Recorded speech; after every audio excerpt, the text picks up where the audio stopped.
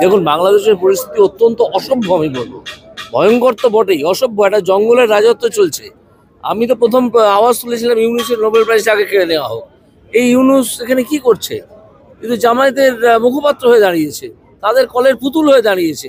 এইভাবে একটা জনগোষ্ঠীর ওপর অত্যাচার করা যায় নাকি? যারা যেহেতু হিন্দু, অন্য ধর্ম মানেন, এটা করা যায় না।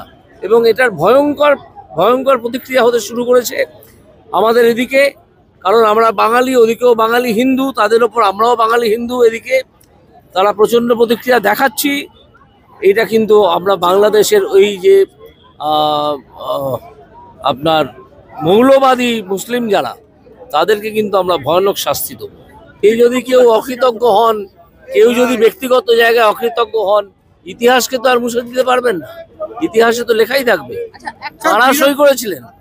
যখন ভারতের কাছে আত্মসমর্পণ করছেন নিয়াজি, তখন কোন দুজন সই করেছিলেন সেই আত্মসমর্পণ পত্রে? এ তো ইতিহাসে ডকুমেন্টেড। এটাকে কি আপনারা বুঝতে পারবেন? মানে ভারতেরই তো অবদান ছিল। সমগ্র স্বাধীনতা সংগ্রাম, তার মূল শক্তি তো ছিল কলকাতায়। আজকে এই যে আমাদের সাহিত্যিক সংস্কৃতির লোকজন, যাদের একটা বিরাট অংশ এখন স্বর্গত, তাদের যে বন্ধু বান্ধবরা ছিলেন, তারা এখানে আশ্রয় থাকতেন, বৌদ্ধিক স্তরটা সাপ্লাই দিতেন তারা।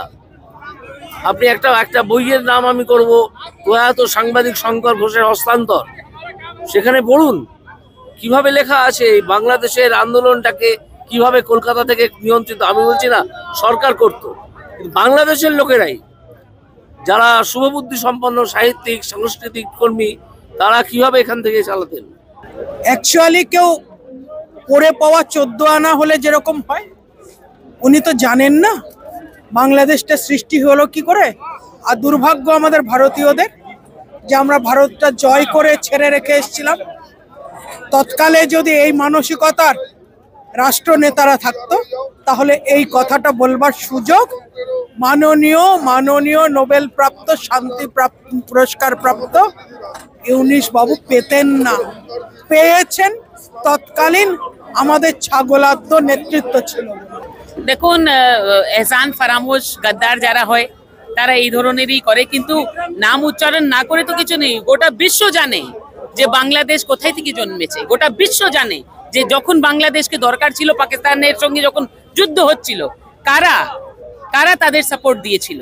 তো এভরিবডি নোজ দ্য হিস্ট্রিটাকে আপনি চেঞ্জ করতে পারবেন না। বাবাই থাকবে। সিম্পল কথা, এই দেশের প্রধানমন্ত্রীর নাম মনে রাখবেন। হয়তো আপনারা চিফ মিনিস্টার মমতা ব্যানার্জিকে দেখে যারা এই কথাগুলো বলেছেন, তারা ভুলে যাচ্ছেন যে দেশের প্রধানমন্ত্রী হয়েছে Narendra Modi, and West Bengal is a part of India. Pushpa, flower বুঝবেন না, ফায়ার আছে। ওপারে যে ঘটনা হচ্ছে, বাঙালি হিন্দু ওখান থেকে নিঃশেষ হয়ে গেলে কেবল বাঙালি হিন্দু শেষ হয়ে যাবে না, বাংলাই থাকবে না।